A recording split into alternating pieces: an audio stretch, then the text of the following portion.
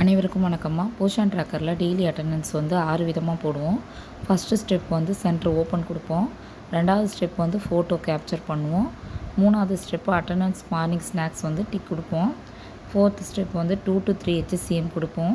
5th step வந்து 3 to 6ல் HCM entry கொடுப்போம். 6th step வந்து ஆக்டிவிட்டியில் 2 டிக்கு கொடுத்துட்டு சப்மிட் கொடுப்போம். இதில் வந்து ஃபஸ்ட்டு ஸ்டெப் வந்து சென்டர் ஓப்பன் கொடுப்போம்.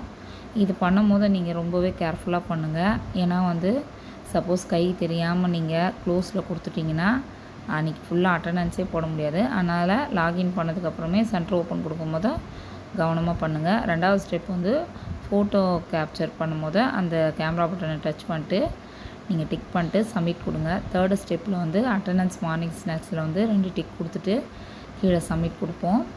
அதுக்கப்புறம் வந்து 4th ஸ்டெப் இங்கே தாங்க நீங்கள் கவனிக்கணும். 2 to 3 இயர்ஸில் HCM என்ட்ரி வந்து